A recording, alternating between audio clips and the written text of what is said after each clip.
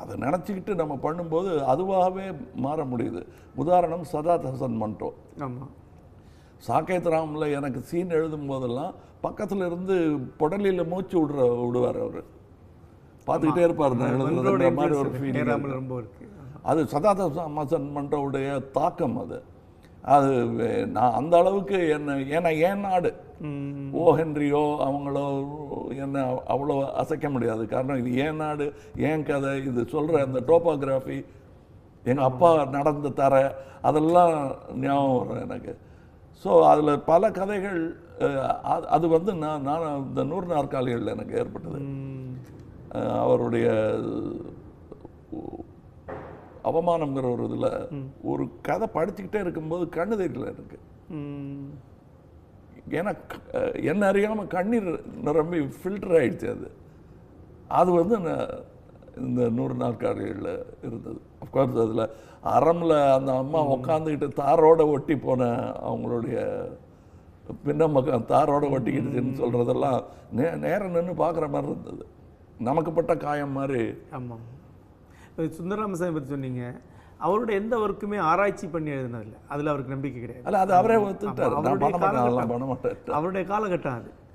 ஆனால் நான் எல்லாமே பல வருஷம் ஆராய்ச்சி பண்ணி ஏறப்பட்ட தகவலை எடுத்து தரவுகளோடு தான் என்னுடைய நாவல்களை எழுதியிருக்கேன். இப்போ இந்த இதுக்கும் ஆராய்ச்சின்னு எதுவும் பண்ணலை. ஆனால் இவங்க எல்லாரை பற்றியும் டைரியில் எழுதியிருக்கேன்.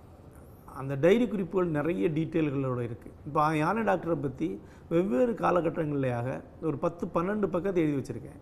குறிப்பாக யானை டாக்டருக்கு வந்து பைரன் வந்து ரொம்ப பிடித்த போய்ட். அவருக்கு பைரன் மேலே ரொம்ப லார்ட் பைரன். அந்த பைரன் அவர் பிடிக்குங்கிறதே நான் எழுதி வச்ச நோட்லேருந்து தான் நான் எடுத்தேன். அப்புறம் எங்கே அந்த நோட் எனக்கு கிடைச்சி தெரியாது. பின்னாடி அவருடைய அணுக்கமாக இருந்தவர்கிட்ட கேட்டது உண்மைதான், அவர் பைரனுடைய போய்ட்ரி சொல்லுவார், சவுண்டாக சொல்லுவார் அப்படின்னாங்க. ரொம்ப ஆச்சரியமான என்னென்னா, பைரன் வந்து ஒரு மனித விரோதி. ஆமாம், ரொம்ப. ஆனால் விலங்குகள் மேலே பெரிய பிரியம் கிடையாது. அதுதான் அவருக்கு காரணமாக இருந்திருக்குன்னு நினைக்கிறேன். எனக்கு என்னுடைய இது வந்து எல்லாமே ஓரளவுக்கு ரிசர்ச் பண்ணி எழுதினது. சிலது ரிசர்ச் பண்ணல. இப்போது நமக்கு இன்னொரு பிரச்சனை உண்டு. நீங்கள் பேரை கூட மாற்ற வேண்டியதாக இருக்குது. அது டைரெக்டாக அங்கே வெஸ்டர்லாம் பேர் சொல்லி சொல்ல முடியுது. இங்கே நமக்கு ஒரு முகதாட்சியம் இருக்குது. அது நம்மளுடைய கல்ச்சரில் வந்ததுன்னு நினைக்கிறேன். இருக்கலாம். ஆனால் இப்போ 100 நாற்காலிகளுடைய கதாநாயகனுடைய பேரை சொல்ல முடியாது. நம்ம சமூகம் அப்படிப்பட்டது. நம்ம சமூகம் அனுதாபம் காட்டியே ஒருத்தனை சாகடிச்சிடும். ஆமாம் ஆமாம். இது நம்ம லோகிதாசன் எழுதின தனியாவர்தனத்தில் இந்த ஐயோ பாவம் உனக்கும் பைத்தியம் பிடிச்சிருச்சான்னு சொல்லி கிறுக்காக்கி. ஆமாம் ஆமாம் ஆமாம், அதே தான். அந்த பிரச்சனை தான் அது. இப்போ உதாரணமாக அந்த 100 நாற்காலிகள் கதாநாயகனுடைய மகனுக்கு அவங்க எந்த பின்னணி அவருக்கு தெரியாது. அவர் அமெரிக்காவில் இருக்கார், எதுவுமே தெரியாது. இந்த கதையோட ஆங்கில மொழிபெயர்ப்பார் படிச்சிருக்காரு, அவர் எதுவுமே கம்யூனிகேட் ஆகலை. இந்த மொத்த வாழ்க்கையை அவருக்கு தொடர்பே இல்லை. இப்போ அதுக்கு மேலே அப்போ இந்த அடையாளத்தை கொண்டு அவர் மேலே சுமத்த வேண்டிய அவசியம் இல்லையே. அதுதான் ரொம்ப இது. இன்னும் நிறையா கதைகள் ஆங்கிலத்தில் வரணுங்கிறது என்னுடைய. ஏன் ஆங்கிலம், ஏன் இந்தியா கூட இருக்கலாம். இப்போ குல்சாரோடைய கதைகள்லாம் ஆங்கிலத்தில் வந்திருக்கு.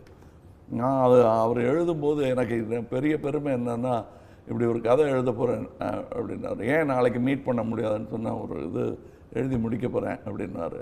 அதை சொல்லிவிடுவார் என்கிட்ட. ஸோ ஃபஸ்ட்டு பர்சன் கேட்ட மாதிரி ஒரு சந்தோஷம். ஒரு 10 பேர்கிட்ட சொல்லிட்டு தான் என்கிட்ட சொல்லியிருப்பார்.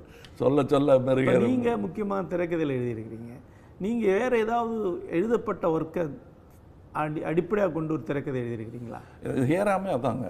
ஏன்னா ஹேராமில் நான் அதில் புனைவு அப்படிங்கிறது வந்து அது கூட புனைவு கிடையாது. ஏன்னா காந்தி அவர்களை கொல்லணுங்கிறதுக்கு வந்து பல கோணத்தில் வாயால் கொண்டுட்டு இருந்தவங்க சில பேர். இல்லை ஒரு அந்த கிழமை செத்தா பரவாயில்லன்னு சொன்னதும் கூட இன்டென்ஷன் தானே. தெத்து தொலைஞ்சா பரவாயில்ல. அது சாகரத்துக்கு ஒரு 4 நாள் முன்னாடி பண்டூலேருந்து வந்த ஒருத்தர் போய் தொலைய வேண்டியதானேன்னு பேசியிருக்காங்க. அது கூட படத்தில் இருக்கும். எங்கே என்னதும் பக்கத்தில் இருக்கிறவங்க கையெழுத்து அந்த மாதிரி பேசக்கூடாதுன்னு ஞாபகப்படுத்தியிருக்காங்க. அவர் அதை மாற்றிக்கிட்டு ஒரு இடக்கெல்லாம் அது இமாலயம் அந்த மாதிரி காசி அங்கே மாதிரி போக வேண்டியதானே அப்படின்னு சொல்லி மழுப்புறாரு. நீங்கள் என்ன சொல்கிறீங்கன்னு புரியுது. இதுதான் எனக்கு இமாலயம். ஒருத்தன் இங்கே போன்றான், ஒருத்தன் அங்கே போங்கிறான். இதுதான் எனக்கு சொர்க்கம். நான் எங்கே இருக்கணும்னு நினைக்கிறேன். நான் பாகிஸ்தானுக்கு போவேன், நீ கூட வரையா அப்படின்னு என்னை கேட்பார் அவர். அதில் நான் அவரோட பேசணுங்கிறது தான் நானும் அவரும் பேசுகிற டைலாகு. மற்றபடி நீங்கள் பார்த்தீங்கன்னா அவர் செருப்பு காணாமல் போனதும் அந்த கண்ணாடி காணாமல் போனதும் அசாசினேஷனில் உண்மை. எந்த அளவுக்கு உண்மைன்னா, நானும் துஷார் காந்தி அவருடைய கொள்ளு பேரனும் ஆஃபீஸில் இருக்கும்போது காந்தி ஸ்மிருதியிலேருந்து ஒரு டெலகிராம் வந்துச்சு. அந்த டெலகிராமில் நீங்கள் அந்த செருப்பும் கண்ணாடியும் உங்ககிட்ட நீங்கள் துஷார்கிட்ட கொடுத்துட்டீங்க, அது வந்து தவறு, அது தேசத்தின் சொத்து, எங்களுக்கு தான் அனுப்பணும். நாங்கள் 2 பேருக்கும் கண்ணில் கண்ணீர். ஏன்னா அவர் வந்து பாருங்கள் எப்படி நம்புகிறாங்க பாருங்கள் இன்னும் அந்த ஆளை. அது வந்து புனிதமாக்கப்பட்டது போக நம்பிக்கை இருக்கு அவர் மேலே, அது இருக்கு இன்னும். அதெல்லாம் இப்போ சேகரித்து வைக்கணுங்கிறது சொன்னாங்கன்னு இந்த ஆஃபீஸில் தான் அங்கே லிட்ரரி டெக்ஸ்ட் இருக்கு இல்லையா, இலக்கிய படைப்பு எதையாவது திரைக்கதையாக எழுத முயற்சி பண்ணியிருக்கிறீங்களா? ஒரு நாவலை, ஒரு ஷார்ட் ஸ்டோரியை எதையாவது? நான் அம்மா வந்தால் பண்ணணும்னு நான் திரைக்கதை எழுதினீங்களா? இல்லை, எழுதலை. பட் பண்ணணுங்கிறதுக்கு நான் எம்எஸ் பெருமாள் வந்து கொடுத்தாரு அந்த புக்கை படிங்கன்னு. அப்போ எனக்கு வந்து 19 வயசு. அப்போ நான் எழுத ஆரம்பிச்சிட்டேன் திரைக்கதை.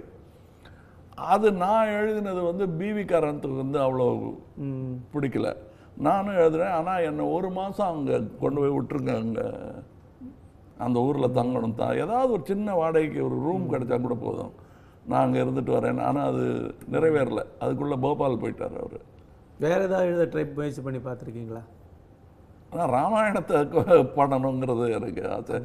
லங்கேஸ்வரன் ஒரு நாடகம் இருந்துச்சு. அந்த நாடகம் எனக்கு ரொம்ப, ஏன்னா ரீம்கருங்கிற ஒரு லாவோஸ் ராமாயணம், அங்கே நம்பப்படும் ராமாயணத்தின் இது தழுவல் தான் லங்கேஸ்வரன். அது எனக்கு ரொம்ப ஆங்கிளில் யாரையும் கிண்டல் அடிக்காமல், இப்போ எம்.ஆர். ராதா அவர்கள் செய்த கீமாயணம் மாதிரிலாம் இல்லாமல் அவங்களுக்கு அந்தந்த பொசிஷனும் மரியாதையும் கொடுக்கப்படும். ஆனால் இவன் சிறந்தவன். அந்த காலகட்டங்கள்லாம் அந்த மாதிரி கேரக்டர்ஸ், அதாவது இந்த டார்க் கேரக்டர்ஸை